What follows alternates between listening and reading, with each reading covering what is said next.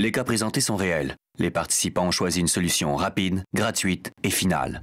Ils ont choisi l'arbitre. Aujourd'hui, à l'arbitre, un jeune homme est agressé par l'ex de sa copine.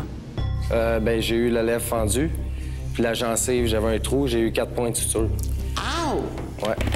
Je crois qu'on a une photo ici même de la... Pauvre chou. Et 2 anciens soldats partent en guerre pour une histoire de bazou. L'immatriculation de l'auto est à son nom. L'auto appartient donc à qui? À M. Métivier. Alors, s'il va puis voit son auto, là, sur la rue, puis il a une clé, puis part avec, qu'est-ce qu'il fait de mal? Zéro! Mais d'abord, cet homme a failli perdre son chihuahua quand il a été attaqué sauvagement par le boxeur d'un voisin. Il a eu la cage thoracique perforée, les côtes déplacées, un poumon percé qui ont enlevé 30%. Le chihuahua a survécu miraculeusement à ses blessures, mais le chien du voisin n'a pas eu autant de chance. Je comprends pas. Vous l'avez tué? J'ai pris un fusil puis je l'ai tué. C'est dur à croire qu'il existe. Vous savez, il y a toutes sortes de personnes qui viennent ici, M. Provencher, et je me fais un devoir de pardonner beaucoup de péchés. À vous, avec vous, je ne sais pas quoi faire.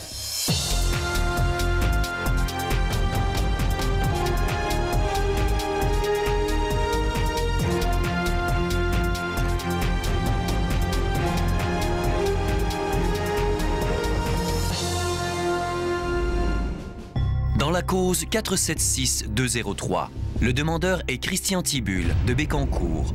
Il dit que son chihuahua Kawa a été attaqué sauvagement par le boxeur de son voisin. Il lui réclame les frais de vétérinaire de 5 558 $. Le défendeur est Tommy Provencher, également de Bécancour. Il dit que le demandeur est responsable des blessures subies par son chihuahua parce qu'il a provoqué le boxeur par son comportement agressif. Les parties sont assermentées. L'arbitre est prêt à entendre la cause. Alors, bonjour, M. Tibulle. Bonjour, M. Provencher. Bonjour. Monsieur Tibulle, vous réclamez des frais de vétérinaire encourus pour des soins prodigués à votre chien, qui s'appelle Kawa, à cause des dommages causés par le chien de Monsieur Provencher. Il s'agit ici de Kawa, dans ses meilleurs jours. Alors, c'est pas un chihuahua, il est mixte, il est petit quand même. Non, ce chihuahua, il fait 11 livres. Alors, d'accord. Et vous, Monsieur Provencher, vous nous dites que le chien qui était en votre possession, Méo, Oui. Méo, n'était pas votre chien, mais un chien qui appartient à Madame Pellerin. Oui. Et je comprends, on parle d'un boxer. Oui. Et un jeune chien, un chien de 3 ans. Oui. OK. Est-ce que Méo, à votre connaissance, a un historique de problèmes de comportement, notamment avec d'autres chiens? Non. Aucun historique. OK, Aucun. d'accord. Vous me dites que Méo n'était pas en laisse ce matin-là. C'est exact. Dans votre récit, vous me racontez que c'est Kawa qui aurait attaqué Méo. Il l'a pas attaqué, il s'est juste mis sur ses pattes en arrière pour mieux le sentir. Puis Méo, il a pas aimé ça, puis il s'est reviré. Ça, c'est totalement faux. C'est faux. Alors, J'étais en qu'est-ce qui est train arrivé? de fermer ma porte, et le chien est venu d'un coup. Il n'a fait qu'une mordée sur mon chien, puis il n'a plus jamais lâché. Là, j'ai tapé au moins peut-être 30-40 coups, puis il voulait pas lâcher. Puis lui, il faisait rien pour m'aider. Il l'a jamais appelé, il n'a jamais tapé dessus, il n'a jamais rien fait. Rien faire. Il était couché sur les 2 chiens que j'étais pas capable de rien faire à côté. Mais un instant, là, qu'est-ce que vous avez fait tout de suite, sur le coup? Ça, j'ai pas réagi sur le coup. Ah! Il a réagi trop vite. Monsieur Tibulle, qu'est-ce que ça a pris enfin qu'il lâche prise de Je sais pas, Kawa? à un moment donné, j'ai dû lui faire mal. J'ai dû taper une place où ça lui a fait mal. Il a lâché. Là, mon chien a pu se sauver dans les escaliers. Là, je l'ai vite rattrapé, puis je l'ai emmené à Trois-Rivières chez le vétérinaire, qui m'a dit qu'il lui restait 2 heures à vivre. Alors, c'était Québec, l'hôpital vétérinaire. Avant qu'on se rende à Québec, je tiens à savoir, ça, vous m'aviez également mentionné, Monsieur Provencher, que vous n'avez pas vu du sang. Exact. Vous voulez voir du sang? Oui, par après, mais sur le chien, je l'ai même pas vu par après qu'il Mais je suis sûre que Kawa est parti en courant, mais moi, écoutez, là, un petit morceau comme ça qui perd tout ce sang... Il a eu la cage thoracique perforée, les côtes déplacées, un poumon percé qui ont enlevé 30%. Puis il avait perdu beaucoup de sang. En tout cas, c'est monté à des sommes... Puis ils étaient même pas sûrs de le sauver quand même. J'ai vu ça. Ils vous ont même envoyé là, de Trois-Rivières à Québec. Ouais. Parce qu'eux, ils n'avaient pas... Non, à Trois-Rivières, ils ne pouvaient rien faire. C'était une opération, grosse opération. Donc, c'est pour ça qu'ils vous ont envoyé à l'hôpital vétérinaire d'Aubigny, du Québec? Oui. Et c'est là qu'ils ont eu le personnel pour opérer sur votre chien? Oui. Et je vois là... J'hésite même à montrer ça aux gens, mais je tiens quand même à voir le sérieux de la chose, voir le sérieux de cette opération. Êtes-vous capable de voir? Oui. Vous voyez que là, ce chien-là a failli casser ce petit animal en deux? Ben, j'ai voulu lui montrer mon chien quand je l'ai ressorti de l'hôpital. Il n'a même pas voulu venir le voir. Parce que là, il était en train de déménager. N'avez-vous pas des J'ai à peine sentiments? de temps pour moi. Moi, je suis un ouvrier agricole, puis j'ai vraiment pas beaucoup de temps. Vous n'étiez pas peiné pour ce petit animal? Non. Non. OK. Moi, il me dit la vérité, pas peiné. Si ça avait été votre chien, est-ce que vous aurez dépensé 5 500 $ pour ça? Non, hein? Non, moi, je l'aurais tué, puis je m'en aurais racheté un autre. Au retour de la pause, Mais c'est ça que je tiens à savoir. Vous aviez un chat? Oui, je comptais aller le rechercher la semaine un peu après que je sois déménagé. Please, God, please. C'est parce que le chat se lamentait, là. Il n'avait pas d'eau, pas de nourriture, il n'avait rien. et plus tard dans l'émission. J'en ai plein mon casque. Je prends le véhicule, je l'emmène chez nous, je le stationne dans l'entrée. Je dis comme ça, il n'y aura pas personne qui va se faire tuer, il n'y aura pas personne qui va avoir un accident. Et le véhicule est dans mon entrée, il est rendu safe. Quelqu'un vous a bitché sur Facebook? Inscrivez-vous à l'arbitre à vtl.ca ou en composant sans frais le 1-855-ARBITRE. Assistez à un enregistrement de l'arbitre et rencontrez Maître Anne-France Goldwater. Inscrivez-vous sur le site de vtl.ca. Christian Tibulle réclame 5 558 $ à son ex-voisin Tommy Provencher pour les graves blessures subies par son chihuahua Kawa. Mais l'arbitre s'inquiète aussi du sort réservé à Méo, le boxeur qui a attaqué Kawa. Est-ce que vous n'avez pas songé à offrir des cours de dressage à Méo? Non. Alors, qu'est-ce que vous avez fait? Ben, je l'ai tué après. On l'a fait tuer pour que ça l'arrive par après. Je comprends pas. Vous l'avez tué? Oui.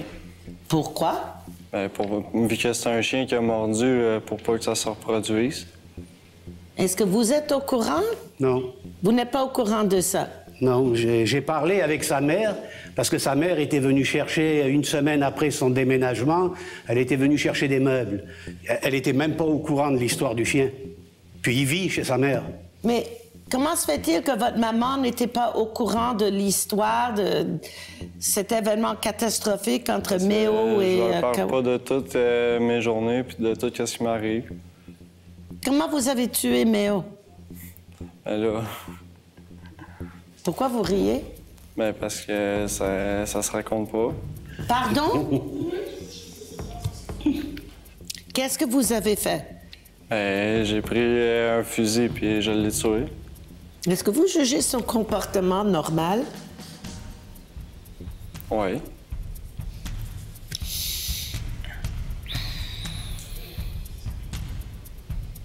C'était le chien de Mme Pellerin. Comment Ben, vous avez pris sur... Pardon? J'en avais parlé avant puis elle était d'accord. Elle était d'accord. Oui. Mais elle n'est pas ici, mystérieusement. Non, elle pouvait pas d'être ici. Pourquoi elle ne pouvait pas être ici? Parce qu'elle avait d'autres préoccupations. Wow!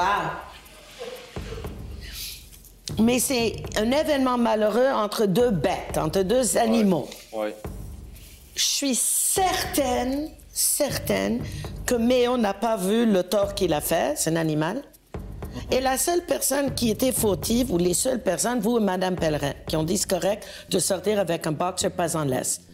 Mais expliquez pourquoi, pour vous, la solution, c'est de tuer l'animal de cette manière tout à fait cruelle et gratuite, au lieu d'essayer de le sauver. Nous autres, c'est la première idée qu'on a eue. Là. On n'a pas pensé de faire d'autres choses. Là. Alors, si votre voisin vous chicane demain, vous allez faire la même chose? Je vais essayer de régler ça d'une autre manière. Mais c'est pas M. Tibulle qui vous a demandé de faire descendre votre animal. Non, je sais. J'ai juste un autre point. Je ne sais pas quand je vais arriver à poser la question, mais je comprends, M. Tibulle, et parlez-moi-en, qu'il avait un autre animal. Il y avait un chat. Oui. Parlez-moi de ce chat. Non, le chat que je parle là-dedans, c'est un chat qu'il a abandonné dans l'appartement quand il est parti. Mais c'est ça que je tiens à savoir. Vous aviez un chat? Oui, je comptais aller le rechercher la semaine un peu après que je sois déménagé. Mais j'ai pas... J'y étais par après. Please, God, please. Vous avez quitté un appartement, vous avez laissé le chat tout seul. J'avais l'intention d'aller le rechercher... Quand? Plus tard dans la journée. Puis?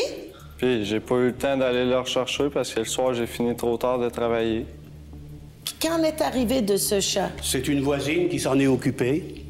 Elle a fait ouvrir la porte par le concierge, puis ils ont sorti le chat. Je sais pas qu'est-ce qu'ils en ont fait, mais c'est plusieurs jours après, là. C'est parce que le chat se lamentait, là. Il n'avait pas d'eau, pas de nourriture, il n'avait rien. C'est dur à croire qu'il existe. Vous savez, il y a toutes sortes de personnes qui viennent ici, M. Provencher, et je me fais un devoir de pardonner beaucoup de péchés. J'ai des gens ici avec des passés criminels, j'ai des narcomanes, j'ai des alcooliques, et je fais tout pour leur remonter la morale, pour les encourager. À vous, avec vous, je ne sais pas quoi faire. OK. OK, vous dites OK comme si je parlais de rien. Au retour de la pause, l'arbitre rend son verdict. Et un jeune homme se sert de ses points pour passer son message aux copains de son ex. J'ai pointé du doigt, j'ai peut-être rentré dans sa bulle. Ben, je parlais, puis là, oui, je disais, Chris, ça se dit pas. Mais là, il m'a grabé par le bas. Il m'a dit, enlève ton Chris de doigt. J'ai enlevé son bras. C'est-tu lui, c'est-tu moi qui ai accroché Babine?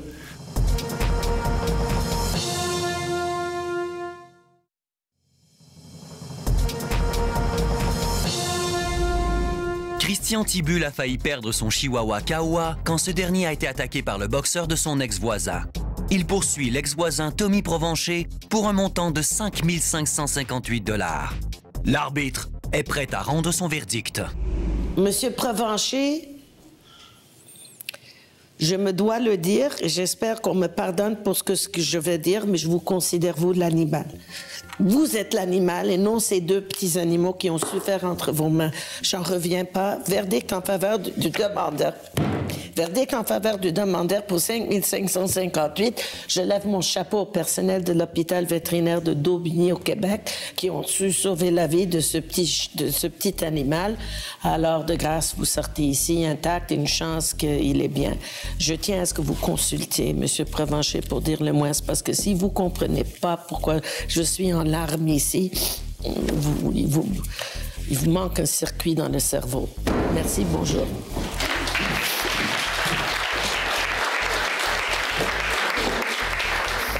Christian Tibulle réclamait des dommages de 5 558 $. Sa demande est acceptée. Je pense qu'on n'a jamais vu à l'arbitre un cas comme celui-là, où Maître Goldwater a les yeux pleins d'eau, où il y a plein de gens dans le public qui sont émus aux larmes. Il y a des gens en arrière qui pleurent en ce moment. Est-ce que vous comprenez la réaction de toutes ces personnes-là qui sont touchées par le sort de ces animaux? Oui, j'ai compris, parce que je sais c'est pas facile à vivre, Mais d'avoir laissé, par exemple, votre chat sans nourriture, sans eau, pendant plusieurs jours, vous trouvez pas que c'est vraiment pas tolérable? Oui, je sais, c'est pas facile, mais j'avais l'intention d'aller le rechercher plus tard, puis je pense que c'est 3 jours après, je suis allé pour rentrer. Mais 3 jours, un chat sans nourriture, 3 jours, même à ça, non, ça n'a pas de sens. Là. Non, je sais, puis j'ai pas été capable de rentrer dans mon ancien appartement, puis il est encore là. Avez-vous été surpris de la réaction si émotive de Maître Goldwater? Absolument, je ne m'attendais pas à l'avoir pleuré. Au moins, ça l'a touché, je suis bien content. Justice m'a été rendue. Comment vous avez réagi quand vous avez appris sur le plateau qu'il avait tué Méo, le boxeur? Est-ce que c'est la fin que vous auriez souhaitée? Ben, pas pour le chien. Le chien, je peux pas dire que je lui en veuille réellement. Je lui en veux plus à lui. Il est resté debout, il n'a jamais rien fait. Il connaît le nom du chien, pourquoi il l'a pas appelé? Dans la cause 457-902, le demandeur est Maxime Fournel, de Sainte-Anne-des-Plaines. Il prétend qu'il a été frappé au visage par l'ex-conjoint de sa copine et qu'il a dû recevoir 4 points de suture à la lèvre et à la gencive. Il le poursuit pour un montant de 2500 $. Le défendeur est Alexandre Galarneau-Delorme, de Saint-Jérôme. Il soutient que son fils de 4 ans lui a rapporté que le demandeur avait dit qu'il était un mauvais père.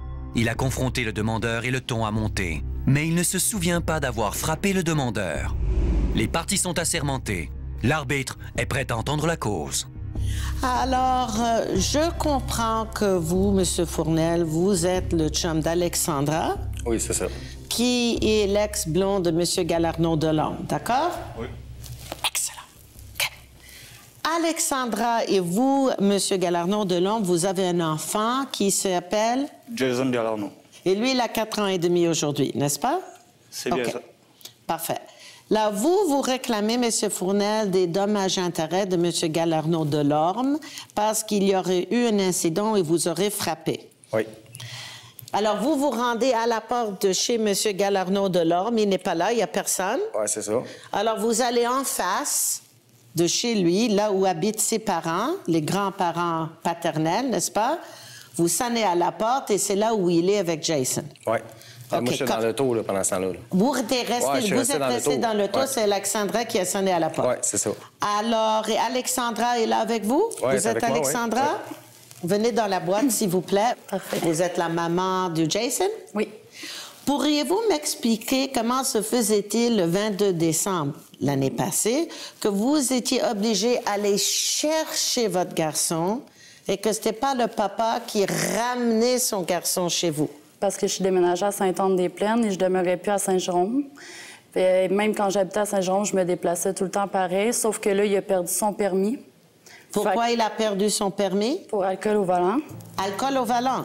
Est-ce vrai que vous avez perdu, au moins en décembre de l'année passée, vous étiez sans permis à cause d'une condamnation pour alcool au volant? Oui. Et c'était votre première condamnation pour alcool au volant? C'est bien ça. D'accord. Aujourd'hui, est-ce que vous avez votre permis de conduire? Non. Non. Est-ce que vous avez toujours une auto? Ben oui, à la maison. Comment je savais ça? Dites-moi, Alexandra, comment est-ce que je savais qu'il y avait encore une auto? Parce que je sais tout. Il conduit l'auto toujours, hein?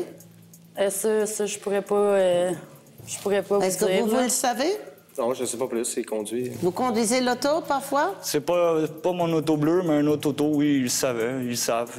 Ils savent, mais Oui. vous conduisez cette auto. J'allais chercher mon garçon à Sainte-Anne-des-Plaines au soccer, puis... Alors, vous utilisez l'auto? Oui, madame.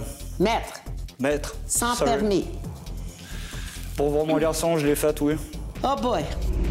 Au retour de la pause, Elle est partie de chez nous pour aller habiter chez mon chum.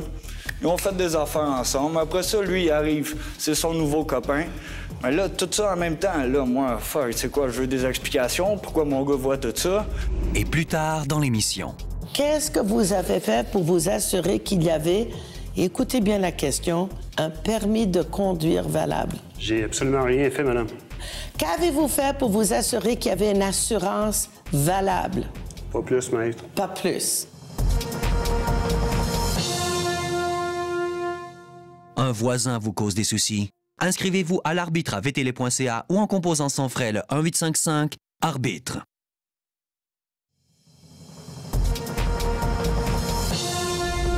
Maxime Fournel accuse l'ex-copain de sa conjointe Alexandre Galarneau-Delorme de l'avoir frappé au visage. Il lui réclame des dommages de 2500 $. Alors, ce jour-là, vous présentez à la porte. Qu'est-ce qui est arrivé? Je suis rentrée en dedans pour aller chercher Jason. Fait que je rentre en dedans, je dis salut à tout le monde. J'ai remarqué qu'il était pas là. OK. Puis en me revirant, c'est là que j'ai vu Alexandre penché dans le char, la porte ouverte côté passager, puis il gesticulait. Mais moi, tout de suite, je savais qu'est-ce qui allait se passer parce que ça fait 1 an qu'il dit qu'à un moment donné, il va le fesser, puis ça fait 1 an qu'il menace avec des signes de gun. Puis en tout cas... Que vous avez vu vous-même? De mes yeux, puis mon gars était alors, dans le char. dites-moi, comment se fait-il que vous vous êtes séparés? Premièrement, qui a pris la décision? C'est moi. Vous avez décidé de quitter. Oui. Est-ce que vous aviez déjà une aventure avec M. Fournel? Je l'ai connu 2 semaines après qu'on ait... Alors, lui, il n'a pas de raison de se fâcher contre M. Fournel. La à rupture... part que ça faisait juste 2 semaines qu'on était plus ensemble puis que j'étais déjà avec lui. C'est la seule raison Est-ce que je vous vois. avez commencé à faire vie commune avec lui 2 semaines après? Non. Bien, la première fois qu'il a vu Maxime, il a pété une sale coche. Il a gueulé dans la maison. Lui était dehors. Il voulait qu'on s'en aille de où que moi j'habitais. Il voulait que je m'en aille. J'étais en train de faire le souper. Il a fallu que je parte avec le banc de bébé, la bouffe dans des plats Tupperware pour aller manger dans mon char plus loin avec mon gars puis Maxime. Il m'a craché dans la face, il m'a craché dans le dos. Il était devenu hystérique. Fait que moi, j'ai pris ma bouffe, j'ai mis ça dans des plats Tupperware puis on est parti manger ailleurs. Monsieur Galerno Delorme, Alexandra me raconte une histoire assez dérangeante. Qu'est-ce qu'il y a de ce monsieur Fournel qui vous dérangeait autant? Il n'y a rien qui me dérange envers ce monsieur-là. C'est le beau-père de mon garçon. Je le respecte. Il est venu chez mes parents jouer au poker, venir prendre des coups avec nous autres tout le long à table. Ça, c'est même pas un an encore, là. Quand j'ai connu eux autres, c'était frais fait. Ça me bavait un peu. Lui, il était arrogant. Oui, j'ai peut-être pas craché dans sa face, ça serait positionné, parce que là, c'est le coup, c'est ici, c'est frais fait. Je trouvais ça plate, puis elle est partie de chez nous pour aller habiter chez mon chum. Ils ont fait des affaires ensemble. Après ça, lui, il arrive, c'est son nouveau copain. Mais là, tout ça en même temps, là, moi, fuck, tu sais quoi, je veux des explications. Pourquoi mon gars voit tout ça? Mais là, vous êtes allé adresser la parole à M. Fournel. Pourquoi? La raison, c'est que j'ai vu mon gars durant le temps des fêtes. Ça m'a déçu de voir mon gars pleurer, de dire « Papa, t'es pas un bon papa. » Je dis « Pourquoi tu dis ça? » Il dit « Maxime, il me dit. Il dit « Ça sert à rien de t'appeler. T'es pas gentil. T'es méchant avec moi. » Mon propre gars me disait ça. J'ai dit « Maxime, es-tu gentil avec toi? Il est toujours gentil. » Il dit « Oui, papa. Lui, il est gentil, mais toi, t'es pas gentil. T'es pas un bon papa. T'es méchant avec moi. » Je dis « Pourquoi tu dis ça, mon gars? » Il dit « C'est ça que Maxime, il dit. » Je dis « Jason, j'ai-tu l'air de faire de peine, mon gars? Il est tout le temps heureux. Il a toujours eu tout ce qu'il voulait. Il voulait son petit auto bleu, il l'avait. Ah oui? Payez-vous une pension alimentaire? Un petit peu. Un petit peu. Un petit peu. Oui, madame. Qu'est-ce que c'est un petit peu? Un petit peu, c'est 18 $ par semaine. 18 $ par semaine. Pensez-vous qu'il est capable de nourrir un être humain avec 18 $? C'est pas ça que je dis. C'est pas beaucoup, je le sais, mais mon revenu, il est pas en sorte de pouvoir... Quel est votre revenu? 12 heures semaine à 12 $ de l'heure. D'ici 2 semaines, je vais avoir 20 heures semaine. Là, les changements des rapports d'impôts vont faire en sorte que je vais pouvoir y donner plus à... Et vous vivez avec M. Fournel, vous faites vie commune. Vous travaillez? Oui, je travaille. Temps plein? Oui, bien, avec, mettons, 50 heures par semaine environ. 50 heures par semaine. Alors, vous gagnez combien par semaine? Bien, net, bien, brut, c'est environ 1000, 1100, 1200, ça dépend des semaines. Alors, rendez-vous compte... Vous êtes brutal, mais ça va prendre ça. Rendez-vous compte que la personne qui doit entretenir principalement votre gars, c'est ce monsieur ici, M. Fournel, qui est un pur étranger. Il fait bien son ouvrage. Mon gars, il m'a jamais dit quoi que ce soit envers lui. C'est un gars qui est respectable. Il est là pour mon garçon pendant que moi, je suis pas là. Et je peux pas rien dire. Et juste le temps de mes affaires sur place, on repasse en cours pour avoir ma garde de mon garçon. Pendant les 2 ans Quelle garde de l'enfant? Vos droits d'accès, vous voulez dire? Bien, c'est bien ça. J'aurais fait de garde partagée, mais là, pas de permis. Vous aurez fait garde partagée? À 100 100 OK. Il demande la garde partagée? Il me l'a déjà demandé. J'ai dit, OK, go, on le fait. Oublie ça. J'ai dit, viens le chercher, on va le prendre une semaine. Il l'aurait jamais fait, là. Il a dit non. Il dit, je serais pas capable, je travaille trop. Mais là, il fait du 11 heures présentement, là, mais avant, il travaillait trop, puis il pouvait pas s'occuper de son gars. Parce qu'il travaillait à 4-5 heures du matin jusqu'à 3 heures de l'après-midi. Il dit, je pourrais pas aller le porter à la garderie. Alors là, vous êtes à l'auto, fâché parce que votre gars vous aurait dit que tu n'es pas gentil, papa, tu es méchant avec moi, pourquoi tu dis ça? Et l'enfant, probablement effrayé parce que tu lèves le ton, aurait dit, c'est Maxime qui me l'a dit, et toi, t'as cru l'enfant de 4 ans et demi. Vous sortez de la maison déjà fâché, au lieu de discuter la chose avec Alexandra, et vous cherchez le trouble avec M. Fournel directement, lui qui est dans son auto. C'est exact jusqu'à là, la mise en scène? J'ai ouvert la porte, j'ai été jasé parce que la porte était fermée, la fenêtre. Je voulais vraiment parler, mettre ça au clair avec lui. Qu'avez-vous fait? Comment est-ce qu'il vous a approché? Bien, premièrement, il a dit que j'avais dit que c'était un mauvais père, mais j'ai jamais dit ça. J'ai dit que c'était pas gentil, qu'il appelle pas son gars régulièrement puis qu'il le voit pas. C'est tout ce que j'ai dit. Puis après ça, j'ai dit ouais. Dans le fond, j'ai dit oui, c'est vrai que je l'ai dit. C'est vrai que vous l'avez dit? Ben oui, c'est vrai. Au petit? Oui, c'est vrai. Savez-vous que ça, c'est une erreur de jugement très grave? Ouais, c'est sûr, là, mais... Au retour de la pause, J'ai pointé du doigt, j'ai peut-être rentré dans sa bulle. Ben, je parlais, puis là, oui, je disais, Chris, ça se dit pas. Mais là, il m'a grabé par le bas. Il m'a dit, enlève ton Chris de doigt. J'ai enlevé son bras. C'est-tu lui, c'est-tu moi qui ai accroché babine?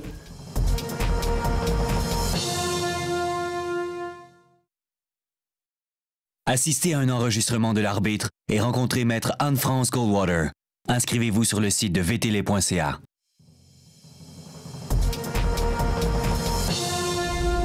Maxime Fournel réclame 2500 $ à Alexandre Galarneau-Delorme pour les blessures qu'il a subies quand ce dernier l'a frappé au visage. L'arbitre veut savoir dans quelles circonstances l'agression s'est produite. Alors là, il arrive à la porte de l'auto. C'est qui parle en premier, vous ou lui? C'est lui qui a parlé en premier. Qu'est-ce qu'il vous dit? Ben justement, il m'a dit tu dis à mon gars que je suis un mauvais père, puis après ça, il m'a dit qu'il était fou puis impulsif. Puis après ça, dans le fond, il m'a donné juste 3 petits coups de poing pour commencer, pour comme me provoquer, là. Oui. Puis après ça, il voulait que je sorte du char pour me battre avec. Mais j'ai dit non, puis il se mettait de plus en plus en colère, plus que ça allait. Puis après ça, je le regardais même pas, j'avais les yeux tournés vers le devant. Puis c'est là que j'ai mangé le coup, mais je l'ai vu venir à la dernière minute. J'ai essayé de l'éviter avec mon bras, mais il était trop tard. Et le dernier coup, c'était où? Dans votre mâchoire? Oui, dans mon mâchoire encore. Quel était le résultat? Ben j'ai eu la lèvre fendue, puis la gencive, j'avais un trou, j'ai eu 4 points de suture. Ow! Ouais. Je crois qu'on a une photo ici même de la... Oh, pauvre chou. Alors, et je vois, c'est dommage, je crois pas que les gens vont être capables de voir, mais il y a vraiment un trou dans le gencive, je le vois assez clairement. Bien, ouais. C'est assez dégueulasse. Oui, c'était pas le fun. Alors, 4 points de suture, et pour ça que vous réclamez 2500 dommages. Ouais, c'est ça. OK, parfait. Mais là, quel était le point de sortir de la maison dans tous vos états pour lui faire des coups? J'étais bien calme. Je suis sorti, puis j'ai voulu aller lui faire comprendre en personne que ça ne se fait pas de dénigrer son père pour se remonter. J'ai pointé du doigt, j'ai peut-être rentré dans sa bulle. Mais je parlais, puis là, oui, je disais que ça se dit pas, t'es un tata, c'est quoi qui t'a passé par la tête? Mais là, il m'a grabé par le bas. Il m'a dit, enlève ton Chris de doigt. J'ai enlevé son bras. C'est-tu lui, c'est-tu moi qui ai accroché babine? Ça, je veux bien croire, mais ils ont attendu 1 heure de temps dans mon driveway pour que la police elle arrive chez mes parents. Pendant ce temps-là, si tu mangeais babine... Je rentrer dans la maison, pogner mon gars avant que la police arrive, ça, c'est garanti. Puis après ça, là, tout le long, si ça aurait été si grave que ça, il aurait tout de suite été à l'hôpital. Enfin, moi, d'après moi... Mais il a eu 4 points de suture. La police, il fallait aller faire la déclaration avant. Ils ont été faire la déclaration. Le trou dans la gencive, Chris, c'est un vrai trou. Oui. Pas une farce. Je suis d'accord. Écoutez, on va mettre les choses au clair. Monsieur Fournel, j'espère de toute façon, vous avez appris votre leçon. Il est évident, et dans aucun cas, est-ce qu'il faut interférer dans la relation parent-enfant. Même si je comprends peut-être sur le coup, ça vous a blessé le fait que le petit soit, lui, dans un état de désarroi parce que papa n'est pas venu. De votre côté, Monsieur Galarneau-Delorme, c'est important que vous soyez constant dans la vie de votre enfant. D'accord? Je suis très constant dans sa vie. J'ai été là toujours. Il vous fait un engagement aujourd'hui qui va être très constant et va demeurer constant. D'accord? On verra s'il va le faire parce que c'est pas la première fois qu'il me le dit. OK, mais là, il me fait à moi l'engagement. Ouais. En public, devant tout ce monde ici, devant 1 million de téléspectateurs. Alors, je tiens à ce que ça soit une réussite. Ouais. Mais je suis reconnaissante quand même que ça crée un inconvénient puis une douleur assez persistante. La douleur d'avoir les sutures... Surtout avant Noël. Pardon? Surtout avant Noël. Il pleurait? Non, mais il ne pouvait pas manger parce qu'à cause des points de suture. Pourquoi mais c'est vrai, on ne livre pas ça à Dieu? Fait que là, je suis prête à vous accorder le dommage, peut-être pas à l'auteur de 1500 $, mais c'est certain, je vous accorde un verdict en faveur du demandeur pour 1500 $, inconvénient de douleur. Merci, mais continuez sur le reste de vos bons comportements. Vous êtes des bonnes personnes. C'est A+, continuez à vous améliorer. Il m'a fait un engagement, je vous garantis, il va le respecter. D'accord? Je le souhaite aussi. OK. Bonne journée, messieurs, madame. Maxime Fournel réclamait des dommages de 2500 $. Il obtient un montant de 1500 $. Pensez-vous quand même que ce jour-là, vous avez peut-être été un peu trop impulsif en allant voir monsieur? C'est ce qu'il avait besoin. Aujourd'hui, mon gars, il dit plus jamais rien de moi, puis tant qu'à moi, c'est plate, mais il fallait lui dire clairement. Selon vous, est-ce que, mis à part cet épisode entre vous deux, c'est quelqu'un qui a des problèmes de violence? Oui, c'est quelqu'un d'impulsif. Parce que je l'ai souvent vu, là, justement, quand j'étais avec ma blonde. Puis c'est pas la première fois qu'il pogne les nerfs pour rien, justement, quand il a craché dans sa face, puis j'étais là. Puis il pogne les nerfs vite. Là. Au retour de la pause, une dispute au sujet d'une transaction automobile mène 2 vétérans des Forces armées canadiennes sur le sentier de la guerre. J'avais peur qu'ils prennent le véhicule puis qu'ils roulent avec pas de pneus d'hiver parce que je sais qu'ils sont en arrière de mon cabanon chez nous. Donc, j'en ai plein mon casque. Je prends le véhicule, je l'emmène chez nous, je le stationne dans l'entrée. Je dis comme ça, il n'y aura pas personne qui va se faire tuer, il n'y aura pas personne qui va avoir un accident. Et le véhicule est dans mon entrée, il est rendu safe. Votre ex vous doit de l'argent? Inscrivez-vous à l'arbitre à vtl.ca ou en composant sans frais le 1-855-ARBITRE.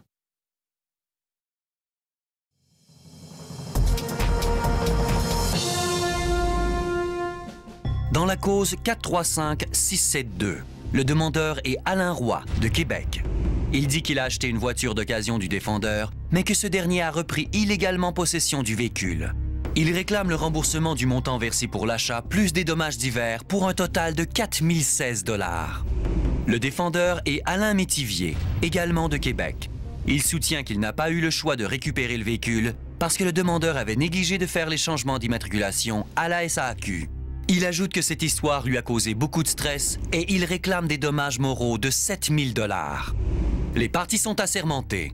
L'arbitre est prêt à entendre la cause. Alors, Monsieur Roy, vous et Monsieur Métivier, vous étiez dans l'armée à Valcartier ensemble, n'est-ce pas? Effectivement, madame. Ça remonte à combien d'années?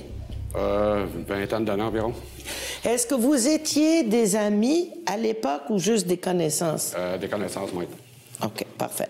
Alors, vous avez songé acheter une auto et, comme par hasard, M. Métivier avait une auto qu'il offrait en vente pour 1500 $ et vous avez négocié le prix à 1000 $, c'est ça? Exact.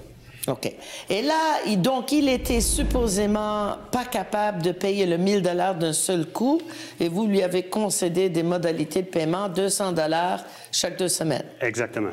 D'accord. Donc, il aurait dû l'avoir payé dans à peu près 2 mois et demi. Environ. Environ. Mais c'est là, et là, au moment où le transfert devait avoir lieu, je suppose, il devait quitter parce que son papa était malade à Trois-Rivières. C'est ça?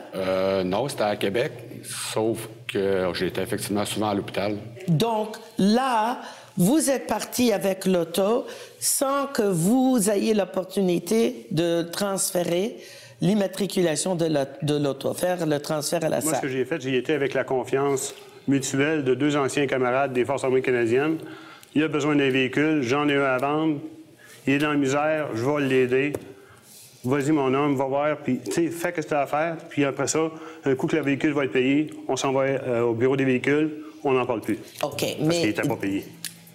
Je comprends votre souci de vouloir vous protéger, mais quand même, réfléchissez sur l'impact de ce que ça voulait dire laisser quelqu'un partir avec votre auto, enregistrer votre nom, qui aurait pu, si vous ne le connaissez pas plus que ça, disons, il aurait fait le transport illégal de drogue ou armes à feu. Je vous prête pas de mauvaises intentions, je comprends, je dis ça, mais il faut avoir un peu d'imagination pour se rendre compte quelles auraient pu avoir été les conséquences de la chose, n'est-ce pas? Je suis conscient que j'étais très naïf, madame. Bon. Alors, vous, avant qu'il ne parte, M. Roy, qu'est-ce que vous avez fait pour vous assurer qu'il y avait, écoutez bien la question, un permis de conduire valable? J'ai absolument rien fait, madame. Qu'avez-vous fait pour vous assurer qu'il y avait une assurance valable? Pas plus, maître. Pas plus. OK. Et vous, je comprends, de peine et misère, ça vous a pris aux alentours de 6 mois pour payer pour l'auto? Bon, disons que oui, à peu près, oui. Je veux savoir, au moment de la transaction, aviez-vous un permis de conduire valable? Oui. Vous l'avez sur vous? Non, je ne l'ai pas sur moi. Comment êtes-vous venu ici aujourd'hui? Avec ma conjointe. Qui a conduit l'auto? Moi. Vous avez conduit l'auto. Exact. Alors, où est le permis? Bien, ce qui est arrivé, c'est que je l'ai égaré, puis il faut que j'aille leur faire faire. Vous l'avez égaré? Oui. Égaré comment? Vous savez, ça s'appelle le pif. Il y a le petit nez qui commence. Je suis comme un petit lapin. Vous savez, le nez commence à faire ça parce que ça commence à sentir mauvais. Ça remonte à quand? Ah, plus qu'un an. Un an? Si vous m'avez dit la semaine passée, peut-être j'aurais eu pitié sur vous. Alors, ça veut dire que vous conduisez pendant un an sans permis de conduire. Ben, c'est exact. Au retour de la pause. Je suis en processus pour donner un rein. Moi, mon nom est sur la liste pour donner mon rein au Canada parce que je peux pas le donner à mon garçon. On n'est pas sur le même groupe sanguin. Fait que la journée que mon garçon va avoir besoin d'un rein, parce qu'il n'est pas encore en dialyse, ben moi, je peux être collé à Vancouver, Edmonton, Calgary. Je vais aller donner mon rein là-bas et 3 jours plus tard, mon garçon va recevoir son rein ici à l'Hôtel-Dieu de Québec.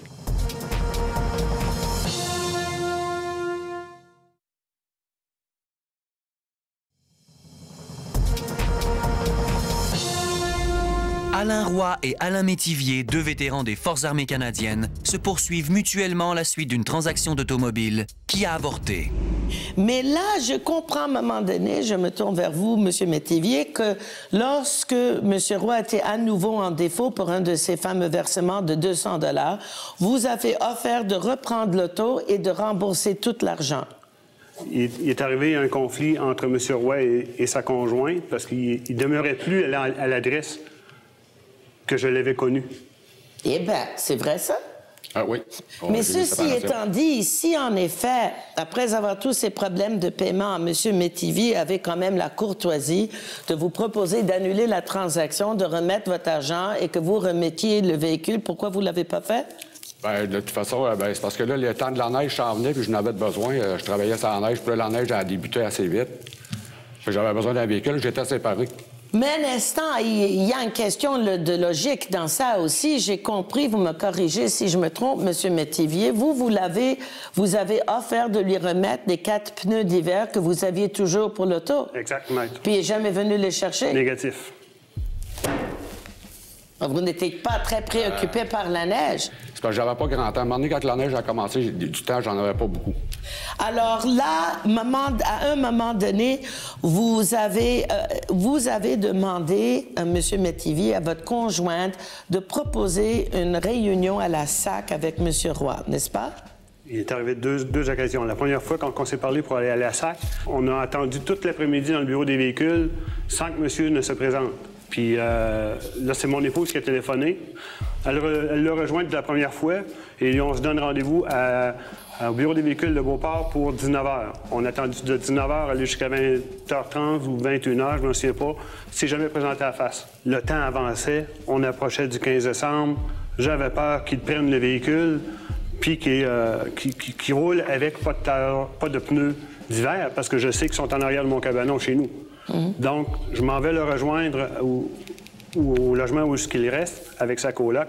Et puis, je lui dis, gars, jure-moi que tu ne prendras pas le véhicule. Tu peux avoir confiance en moi, il n'y a pas de problème, je ne le prendrai pas. Ça, c'est ce qu'il me dit. Mais, un petit peu plus tard, on essayait d'aller voir pour récupérer le véhicule. J'ai été 4 fois. Une fois à 6 h du matin, le véhicule n'était pas là. Donc, il avait pris le véhicule avec les pneus. Un autre mensonge parmi les autres. J'y ai retourné sur l'heure du midi. J'y ai retourné à 16 h lorsque j'ai fini de travailler. Et le vendredi soir, vers 20h30, après le souper avec ma femme, le véhicule est dans le stationnement. J'en ai plein mon casque. Je prends le véhicule, je l'emmène chez nous, je le stationne dans l'entrée. Je dis comme ça, il n'y aura pas personne qui va se faire tuer, il n'y aura pas personne qui va avoir un accident. Et le véhicule est dans mon entrée, il est rendu safe. Ça se passe le 19 ou le 20 décembre. J'ai reçu un appel de M. Roy au mois de février pour me dire qu'est-ce qui se passe avec le véhicule. Il dit, tu me rembourseras mon 1 000 $.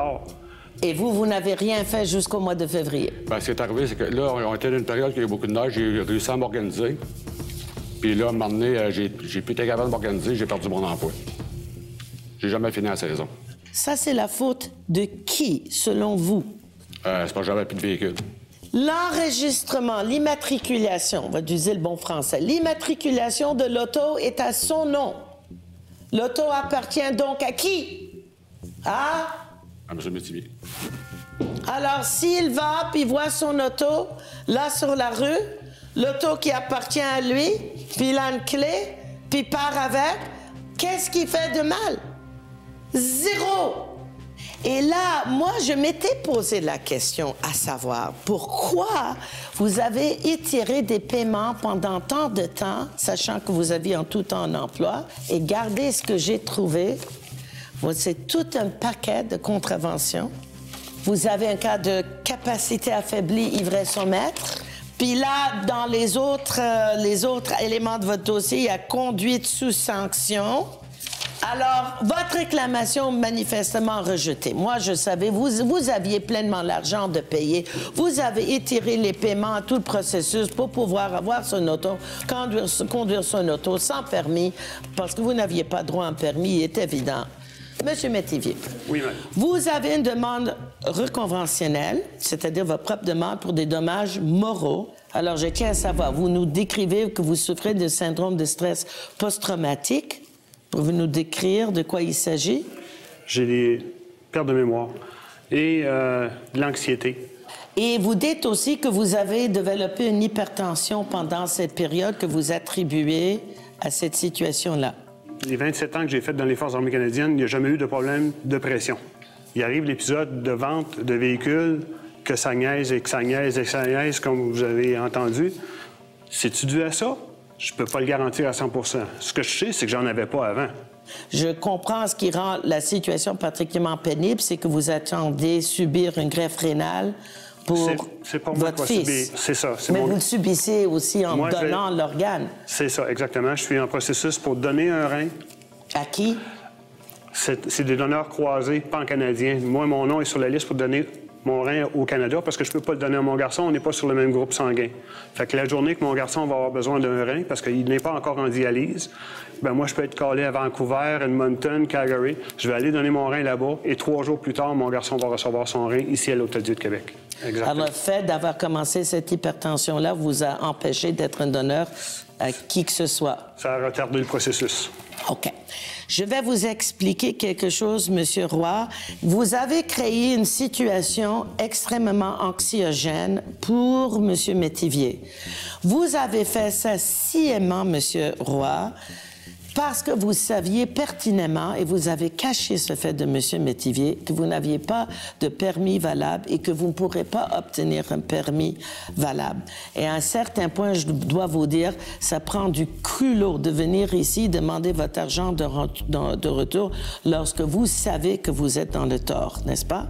Alors, non seulement dois-je rejeter votre réclamation, comme je vous ai dit, mais très exceptionnellement, je vais accorder la réclamation de M. Métivier pour des dommages moraux et je lui donne un verdict en sa faveur pour 3 500 $. Merci, monsieur. Alain Roy réclamait des dommages de 4 016 $. Sa demande est rejetée. Alain Métivier réclamait des dommages de 7 000 $. Il obtient un montant de 3 500 $. Ça vous fait quoi de voir l'importance des conséquences de cette histoire sur sa vie? Ben, je trouve ça très dommage. J'étais vraiment pas au courant de son état de santé. Au début de l'audience, vous avez quand même dit que si vous n'aviez pas votre permis, c'était simplement que vous l'aviez égaré, tout ça. Bon, je comprends que vous l'avez peut-être égaré, votre permis, mais si vous n'en avez pas, c'est parce que vous ne pouvez pas en avoir en ce moment. Alors, au mois de février, ça va être réglé. OK. Mais est-ce que vous croyez que Maître Goldwater n'allait pas trouver ces contraventions et ces accusations non, je m'attendais pas à ça, là. Est-ce que vous avez espoir que vous allez pouvoir donner votre rein puis que votre fils va pouvoir recevoir un rein éventuellement? On est dans le processus des hôpitaux, tout ça. Bien, on vous souhaite bonne chance pour la suite. Merci, madame. Merci.